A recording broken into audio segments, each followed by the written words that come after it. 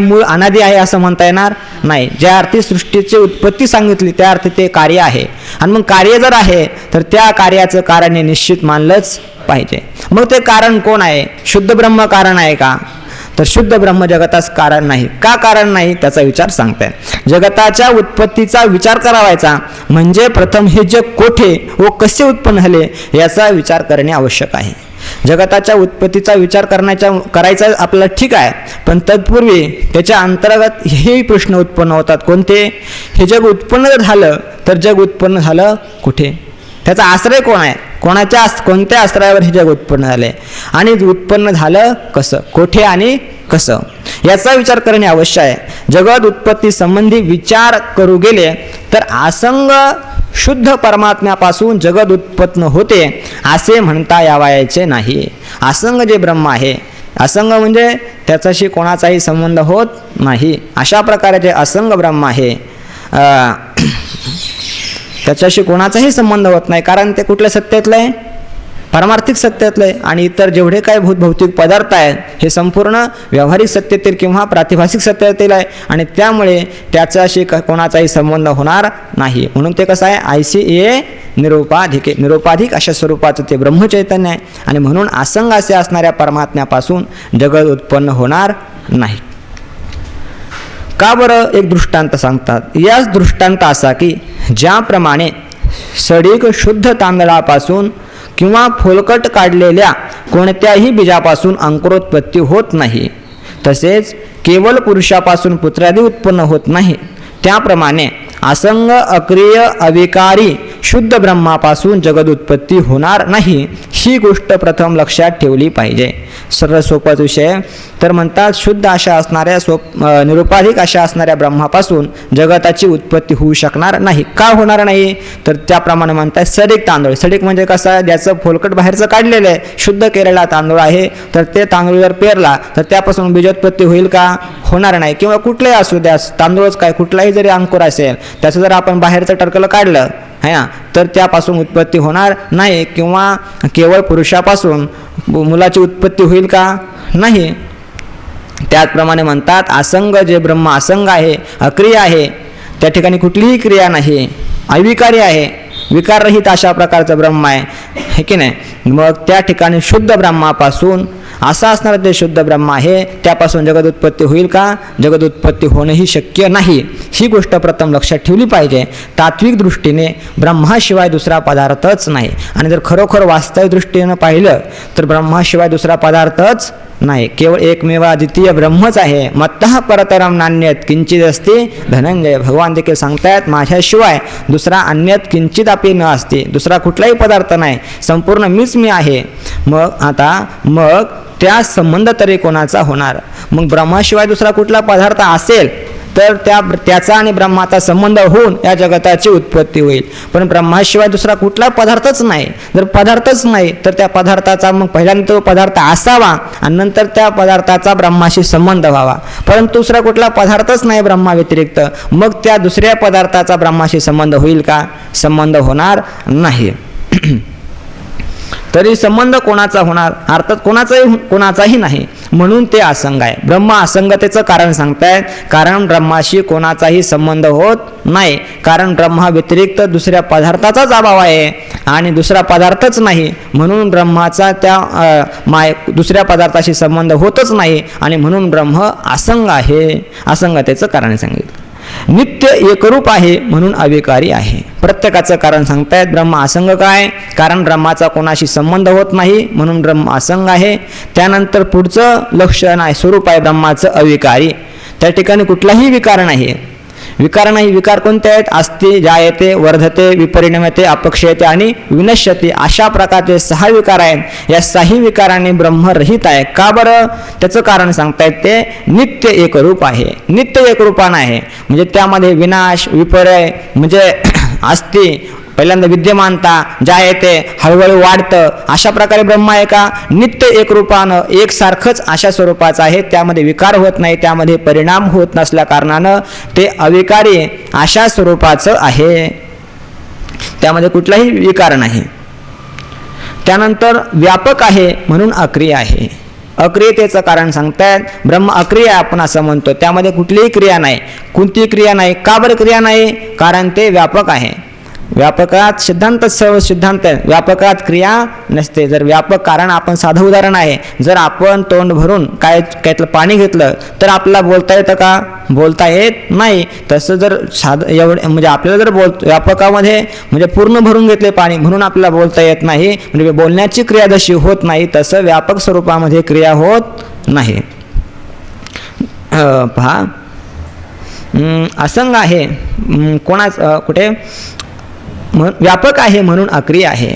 एक लक्षात ठेवतो, व्यापकात क्रिया घडत नाही. एकच एक व्यापक आहे तर ते व्यापकात क्रिया घडेल का? व्यापकात क्रिया घडत नाही. आणि म्हणून ब्रह्म देखील व्यापक आहे आणि म्हणून ब्रह्मस्वरूपाच्या ठिकाणी कुठलीही क्रिया घडत नाही, म्हणून ते अक्रिय अशा स्वरूपाचं आहे.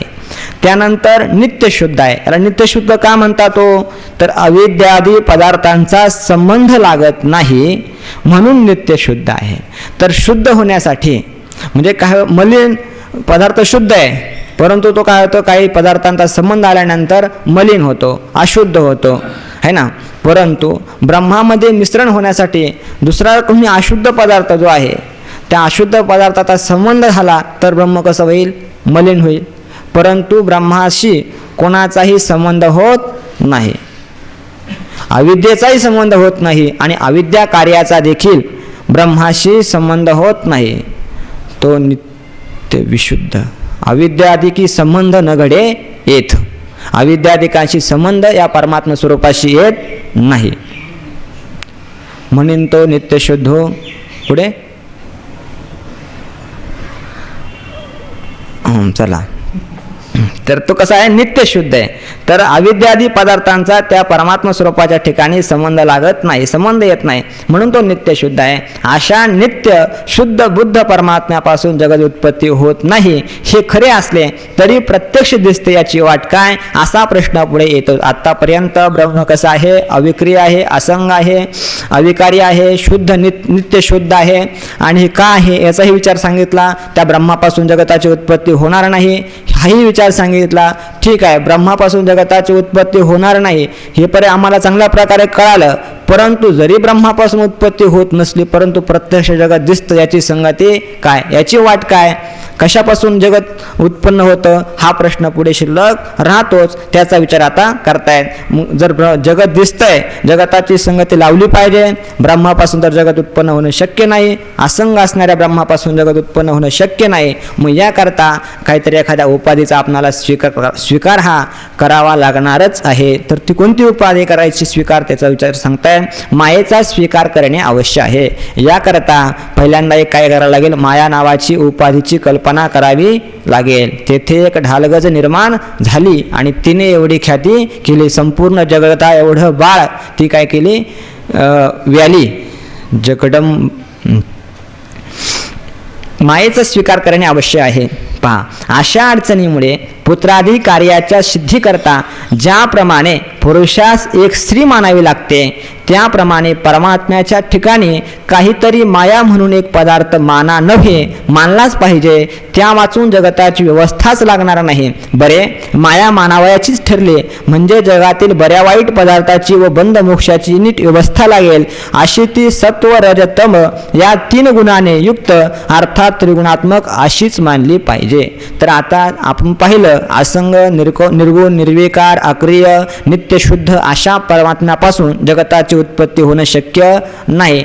आणि ज्या अर्थ जगत तर उत्पन्न झालंय मग या जगताच्या उत्पत्तीच्या संगती करता एक आपल्याला माया मानावी लागेल. मग ती माया कशी मानायची का त्याचा विचार आता सांगतायत. का मानायची? कारण जर आपल्या पुरुषाला स्त्रीच नसेल तर आपल्याला पुत्राची कल्पना करता येईल का? करता येणार नाही. अशा अडचणीमुळे म्हणतात पुत्रादी कार्यांच्या सिद्धी करता कार्यावर दिसते तर त्या कार्याचं कारण आपल्याला निश्चित मानलंच पाहिजे. कार्यावरून कारणाची कल्पना केलीच पाहिजे, कार्यावरून कारणाचं अनुमान हे केलंच पाहिजे. त्याच्या सिद्धी करता पुरुषात स्त्री जशी मानावी लागते त्याप्रमाणे म्हणतात परमात्म्याच्या ठिकाणी परमात्म्या सगळी श्रुती जी आहे, जेवढ्या काही श्रुती आहेत काय सांगतात, काय माझ्यापासून सगळे उत्पत्ती उत्पत्ती झाली. आत्मना आकाशा संभूतः किंवा म्हणजे परमात्म्यापासूनच काय होते, यथा विस्फुलिंग प्रजायन्ते तथा त्याचप्रमाणे माझ्यापासूनच हे संपूर्ण जगत उत्पन्न. अशा अनेक प्रकारे श्रुती आहेत. स्मृतीमध्ये गीतेमध्ये देखील अनेक ठिकाणी सांगितलेले मीच काय सृष्टीचा गतिर्भरता प्रभूच साक्षी निवास शरणम श्रुत प्रभू आहे समर्थ आहे. म्हणजे माझ्यापासून संपूर्ण त्या ठिकाणी अनवरांवर भरपूर लिहिलेले आहेत. माझ्यापासून सृष्टीची उत्पत्ती कशी झाली, म्हणजे अनेक ठिकाणी काय सांगितलेलं आहे, परमात्म्यापासून जर ईश्वर ह्या सृष्टीची उत्पत्ती झाली मग झाली कशी, त्याकरता काय करावं लागेल, मग माया ही मानावी लागेल. माया म्हणून एक पदार्थ माना, म्हणून काय करायचं, परमात्मा स्वरूपाच्या ठिकाणी माया नावाचा एक पदार्थ माना. का वास्तव आहे? वास्तव नाही, केवळ सृष्टीची संगती लावण्याकरता काय सांगितलेलं आहे, माना म्हटलेलं आहे. तर वास्तव जर असते तर ते वास्तव पदार्थाची निवृत्ती कधीही ज्ञानानं होईल का? सत्य पदार्थाची निवृत्ती ज्ञानाने केव्हाही होणार नाही. आणि ज्या अर्थी ज्ञानानं काय होते, मायेची निवृत्ती होते, अज्ञानाची निवृत्ती होते, त्या अर्थी माया कशी आहे, मानलेली आहे, कल्पित आहे. कल्पित पदार्थाची निवृत्ती ही ज्ञानानेच होऊ शकेल, क्रियेने होत नाही. आणि म्हणून या ठिकाणी माया नावाचा पदार्थ माना, माना असं म्हटलंय. नव्हे मानलाच पाहिजे का? वास्तव आहे? वास्तव नाही, मानला पाहिजे. सृष्टीची उत्पत्तीची संगती लावण्याकरता काय म्हटलेलं, माया नावाचा पदार्थ माना, नव्हे मानलाच पाहिजे. त्या वाचून जगताची व्यवस्था लागणार नाही. नव्हे माया नावाचा पदार्थ जर मानला नाही तर सृष्टीची आपल्याला संगती लावता येणार नाही. कारण झालं कसं, कारण परमात्माचा एक आहे आणि परमात्म्यापासून तो होणं शक्य नाही. आणि जगत तर प्रत्यक्ष दिसतंय, याकरता माया नावाचा पदार्थ हा मध्ये मानलाच पाहिजे आणि त्या वाचून संगती लागणार नाही. माया मानवायची ठरली म्हणजेच काय होईल, जगातील बऱ्या वाईट पदार्थाची व बंद मोक्षाची नीट व्यवस्था लागेल. आणि माया मानवायची ठरली, माया मानली तरच काय होईल, मग जगतातील जेवढे काय पदार्थ आहेत है ना, तर सर्वाची संगती लागेल. अर्थात ज्या अर्थी पदार्थ आहेत त्या पदार्थाचं कारण ही माया अज्ञान, हे अशा प्रकारे आपल्याला संगती लावता येणं शक्य आहे. किंवा बंध मोक्ष आहे ना, मोक्ष कशाने होतो, बंध कशामुळे आलेला आहे, मायेमुळे आलेला आहे, अज्ञानामुळे बंध आलेला आहे. आणि त्या बंधाची अज्ञानासहित त्या अज्ञान कार्याची निवृत्ती कशाने होते, तत्वज्ञानानं होते. म्हणजे अज्ञानाच्या अर्थात मायेच्या निवृत्तीद्वारा काय होतं, जीवाला मोक्ष होतो. अशा प्रकारे बंधाची आणि मोक्षाची देखील संगती लागते. ज्याच्या ठिकाणचा अज्ञान निवृत्त होईल तो जीव मुक्त होईल, आणि ज्याच्या ठिकाणचा अज्ञान तसंच आहे तर तो जीव कसा राहणार, बद्ध राहणार. अशा प्रकारे बंधाची आणि मोक्षाची संगती देखील ह्या अविद्येमुळे अज्ञानामुळे काय होते, लागते. याकरता म्हणजे सृष्टीची संगती लागते, बंधाची संगती लागते, मोक्षाची संगती लागते.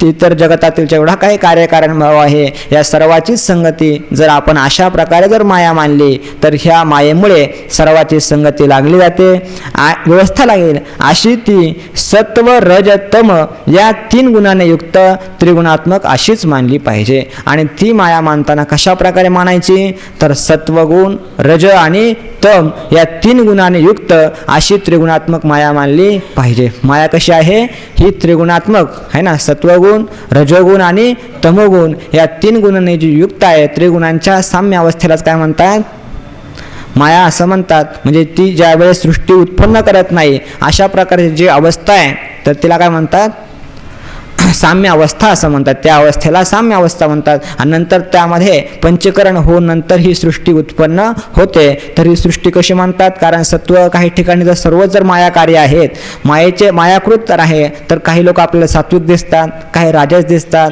काही तामस दिसतात. मग जर संपूर्ण माया कार्यच आहे तर मग यामध्ये संगती लावणार कशी, काहींच्या ठिकाणी वैराग्य आहे, काहींच्या ठिकाणी भोगासक्ती आहे, काही आळशी आहेत, प्रमादी आहेत, आहे का नाही. मग त्या ठिकाणी मायेचा प्रादुर्भाव, सत्वगुणाचा आधिक्य आहे त्या ठिकाणी मायेच्या, काहींच्या ठिकाणी मायेच्या रजोगुणाचा आधिक्य आहे, काहींच्या ठिकाणी मायेच्या तमोगुणाचा आधिक्य आहे. म्हणजे 3ही गुण त्या ठिकाणी आहेत. 3ही गुण नाही असं नाही, कारण जगतातील याच्यावर जेवढे काही पदार्थ आहेत तर हे संपूर्ण पदार्थ कसे आहेत, त्रिगुणात्मक अशा अविद्येचे कार्य आहे. त्यामुळे 3ही गुण त्या ठिकाणी आहेत. मग 3ही गुण जरी असले पण तरी देखील त्यामध्ये कसा आहे, तरतम भाव आहे. काहींमध्ये एक गुण खाचती आहे ना, कमी होतो आणि 2 गुण वाढतात आहे ना. अशा प्रकारे म्हणजे कमी अधिक्य आहे. देवामध्ये असेल तर सत्वगुणाचा अधिक्य आहे, रजतमोगुण मुळीच नाही असं मात्र नाही. आपल्या गेलं दुसऱ्या तरंगामध्ये मुळीच नाही असं नाही, मात्र काय त्याची तीव्रता ही कमी आहे.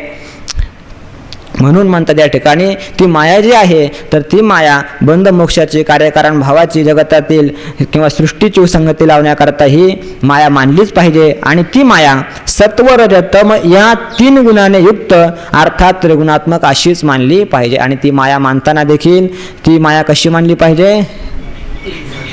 निस्त्रैगुण्यो त्रैगुण्य विषया वेदा निस्त्रैगुण्यो भवार्जुन. तर ही माया वेद देखील काय माया कार्य आहे आणि म्हणून माया या ठिकाणी काय म्हणलं? त्रैगुण्य विषया वेदा. वेद देखील त्रिगुणाला विषय करणार आहे कारण वेद देखील मायाच कार्य मानतात, हे की नाही?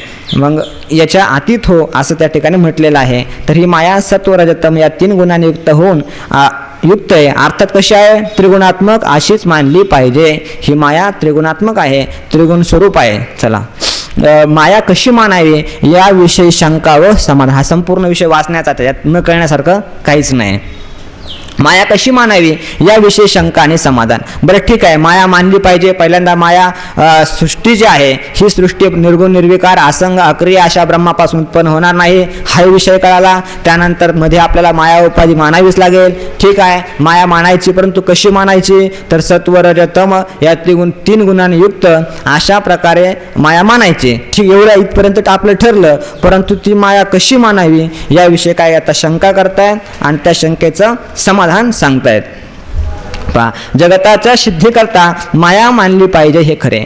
जगताच्या सिद्धीकरता, जगताची सिद्धीकरता म्हणजे जगत तर आहेच होतं, परंतु जगताच्या संगती लावण्याकरता माया मानली पाहिजे हे खरे. पण ती परमात्म्याच्या आश्रित न मानता सांख्य मताप्रमाणे स्वतंत्र मानून ती वाटेल तेव्हा स्वतःच्या सामर्थ्याने जगत उत्पन्न करते, वाटेल तेव्हा नाश करते, अशी मानली तर काय बिघडेल? तर शंका त्यानंतर श्रीगुरूंनी सांगितलं सृष्टीची उत्पत्तीची संगती लावण्याकरता माया ही मानली पाहिजे. आणि माया कशी मानली पाहिजे? त्रिगुणात्मक अशा स्वरूपाची माया मानली पाहिजे. हा विचार शिष्याला चांगल्या प्रकारे पटला, परंतु यावर त्याला अशी शंका आली, ठीक आहे माया मानली पाहिजे, माया सांख्याने देखील मानलेली आहे की नाही?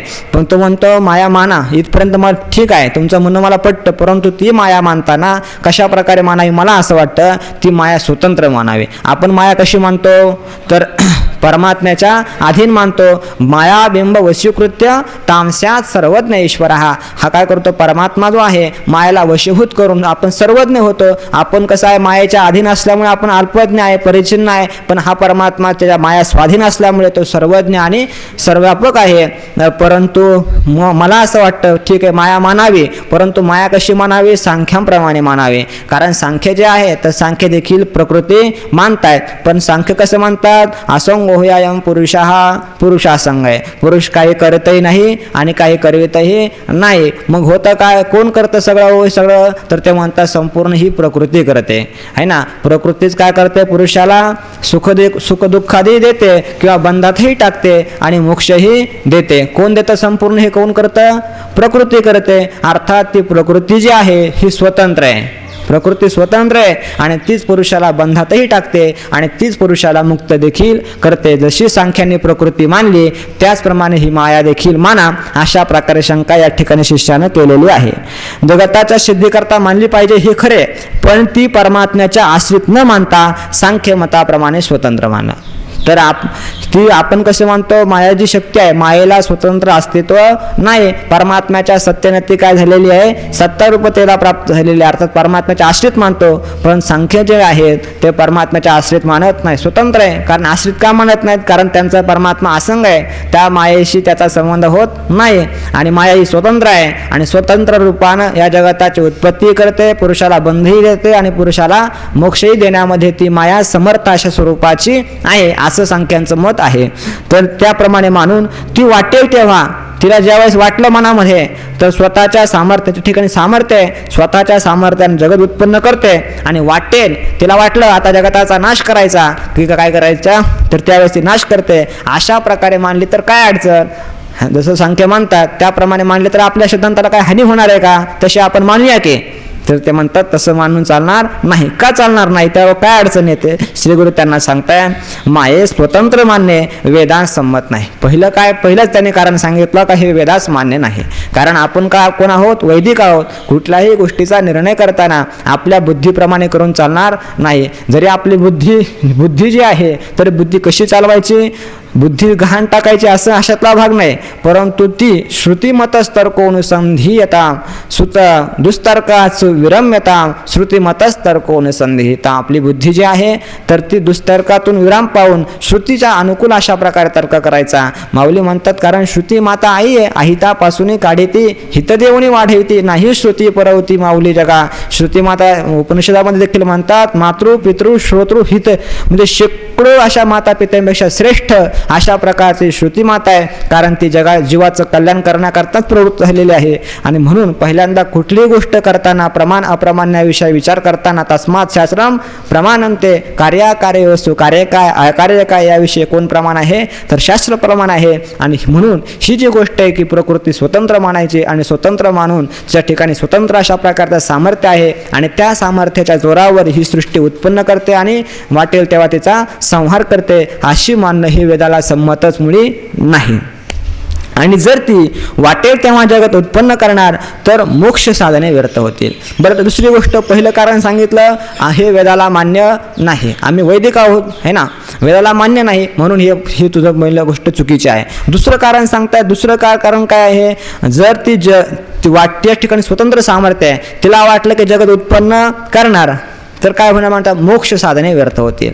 मग काय केलं मुमुक्षूने, काय समजलं पुरुष असंग आहे आणि प्रकृती वेगळी आहे. त्यांच्या ज्ञानामध्ये काय म्हणतात प्रकृती पुरुषाच्या विवेकाने काय होतो मोक्ष होतो आणि त्यांचं एकत्र समजली म्हणजे बंध घडतो. मग पुरुषानं पुरुष प्रयत्नानं विचार केला आणि त्या विचाराच्या द्वारा पुरुष असंग आहे आणि संपूर्ण प्रकृती करते, संपूर्ण जे काय बंध मोक्ष प्रकृतीचे आहेत आणि प्रकृती पुरुषाहून असंग आहे, अशा प्रकारच्या ज्ञानानं काय त्यांनी मोक्ष प्राप्त करून घेतला. पण पुन्हा सृष्टी उत्पन्न झाली तर पुन्हा काय करण त्याला ती माया जी आहे प्रकृती जी आहे त्याला बंधनात टाकन, कारण ती स्वतंत्र आहे. केव्हा एक पुरुषाला बंधनात टाकायचं आणि केव्हाही विचार केला मुक्त जरी झाला तरी पुन्हा काय होईल तो बंधनात पडेल. याचं सविस्तर चिंतन पुढे येणारच आहे. पण थोडक्यात सांगितलं मोक्ष साधने व्यर्थ होतील.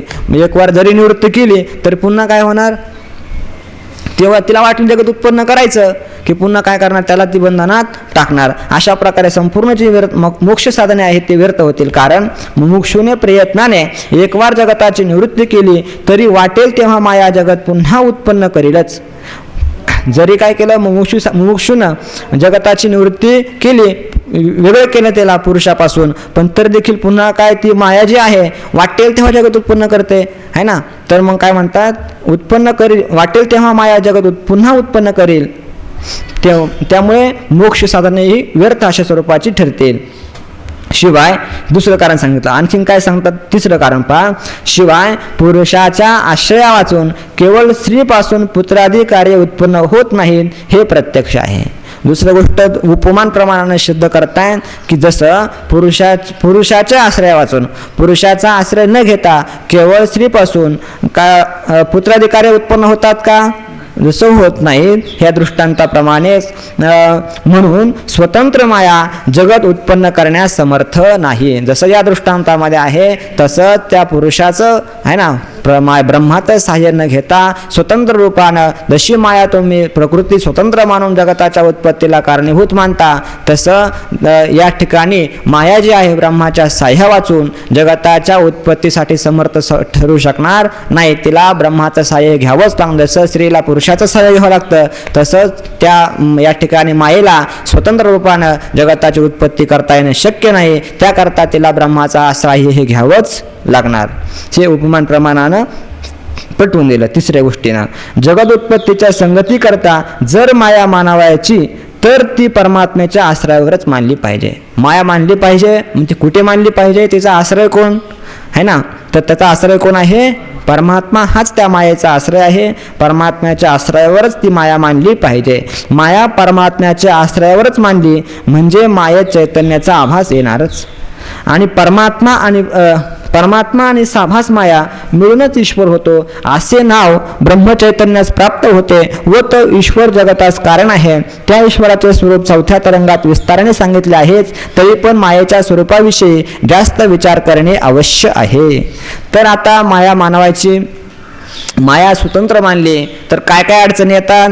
पहिली गोष्ट वेदाला संमत नाही. दुसरी गोष्ट बंध मोक्षाची जी साधनं आहेत, जरी मोक्ष प्राप्त केला पण तरी देखील ही सृष्टी म्हणजे माया जी आहे स्वतंत्र आहे, त्यामुळे वाटेल तेव्हा जगत उत्पन्न करून पुन्हा त्या पुरुषाला बंधनात टाकणार. अशा प्रकारे मोक्ष साधनं व्यर्थ होतील, ही दुसरी अडचण सांगितली. आणि त्याप्रमाणे तिसरी गोष्ट उपमान प्रमाणात देखील त्यांना सिद्ध करून दिलं. जसं स्वतंत्र स्त्रीपासून पुरुषाची उत्पत्ती मुलाची उत्पत्ती होणार नाही, तसं या स्वतंत्र असणाऱ्या मायेपासून या सृष्टीची उत्पत्तीची संगती लागणार नाही. ही 3 कारणांनी सांगितल्यानंतर ती माया मग ठीक आहे, माया ही मानली पाहिजे. मग मायेचा आश्रय कोण मानला पाहिजे? परमात्मा हा मायेचा आश्रय मानला पाहिजे. मग परमात्मा मायेच्या आश्रय म्हणजे माया जी आहे, माया परमात्म्याच्या आश्रयावर राहते. मग परमात्म्याच्या आश्रयावर मानली तर काय होईल? मग माया परमात्म्याच्या आश्रयावरच मानली म्हणजे काय होईल? मायेत चैतन्याचा आभास येणारच. मायेमध्ये चैतन्याचा त्याच्याच आश्रयावर राहते, त्यामुळे त्या परमात्म्याच्या आश्रयावर माया राहिल्यामुळे त्या मायेमध्ये चैतन्याचा आभास येणार. अर्थात त्या मायेमध्ये चैतन्याचं प्रतिबिंब पडणार. अर्थात त्या मायेमध्ये चैतन्याचं प्रतिबिंब पडतं म्हणजे काय होतं? ते सामान्य चैतन्य विशेष भावाला प्राप्त होणं, यालाच काय म्हणतात? प्रतिबिंबित होणं. त्याचा आभास पडणं, विशेष भावाला सामान्य चैतन्याचं विशेष भावाला प्राप्त होणं, यालाच म्हणतात आभास होणं किंवा प्रतिबिंबित होणं. तर त्या माया चैतन्याचा आभास येणारच. आणि परमात्मा आणि आभास माया मिळूनच ईश्वर होतो. मग परमात्मा आणि साभास माया मिळूनच ईश्वर होतो.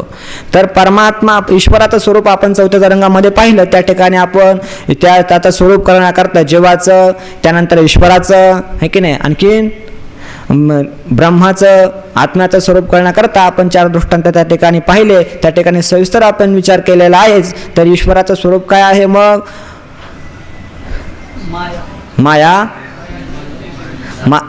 मायेचं अधिष्ठान चैतन्य आणि त्या अधिष्ठान चैतन्यामध्ये मायेचं पडलेलं प्रतिबिंब चैतन्यामध्ये का मायेमध्ये पडलेलं उलट सांगितलं तरी तुम्ही कोणीच बोलला नाहीत. तर चैतन्याचं मायेमध्ये पडलेलं प्रतिबिंब हा संपूर्ण मिळून ईश्वर होतो. परमात्मा आणि साभास माया मिळूनच ईश्वर होतो. तर ईश्वराचं स्वरूप सांगतात त्या ठिकाणी जे निर्विकार असणारा परमात्मा ब्रह्म आणि साभास माया म्हणजे आभासासहित अशी असणारी जी माया, तर त्याला मिळूनच काय होतो? ईश्वर होतो. आणि असे नाव ब्रह्मचैतन्यास प्राप्त होते. असं नाव जे आहे कोणाला प्राप्त होतं? एकच ब्रह्म आहे. तर ते ब्रह्म यदा मलिन सत्वाम ताम, एकच ब्रह्मचैतन्य आहे. पण ज्या वेळेस ते मायेचा स्वीकार करतं तर त्यावेळेस तेच ब्रह्म काय होतं?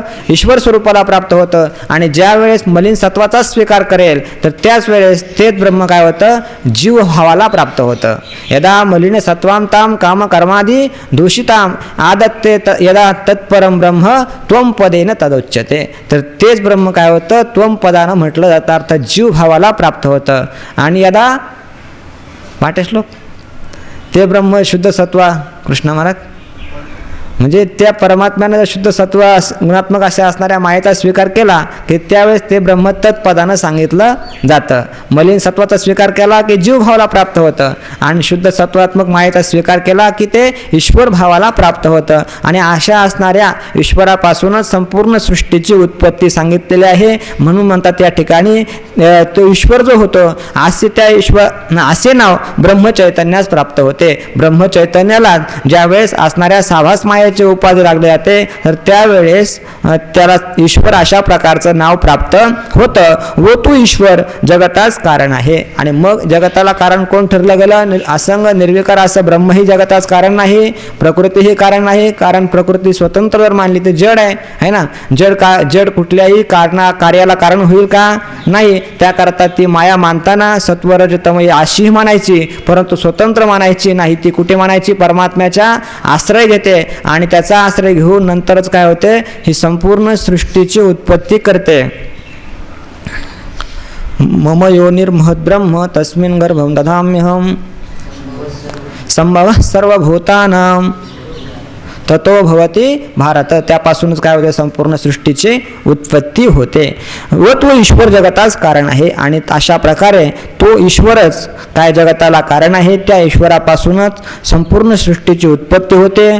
त्या ईश्वराचे स्वरूप चौथ्या तरंगात विस्ताराने सांगितले आहेच. आणि हे स्वरूप आम्ही पाठीमागे सांगून गेलेलं आहे. तरी पण मायेच्या स्वरूपाविषयी जास्त विचार करणे आवश्यक आहे. आम्ही ईश्वराचं स्वरूप आम्ही तुम्हाला सांगितलं, माया अधिष्ठान चैतन्य आणि त्या अधिष्ठान चैतन्याचं मायेमध्ये पडलेलं प्रतिबिंब असं मिळून ईश्वर होतं. एवढं जरी तुम्हाला सांगितलं असलं, परंतु त्या मायेमध्ये चैतन्याचं प्रतिबिंब पडतं. त्या मायेचं स्वरूप काय आहे, याचा ती माया का मानावायची, कशी मानावायची, हा संपूर्ण विचार याचा खुलासा करणं अतिशय आवश्यक आहे. परंतु हा विचार आपण कधी पाहूया, उद्या पाहू. कुंडली वरदा हरे विठ्ठल श्री ज्ञानदेव तुकाराम माऊली ज्ञानेश्वर महाराज के जय. सद्गुरु जो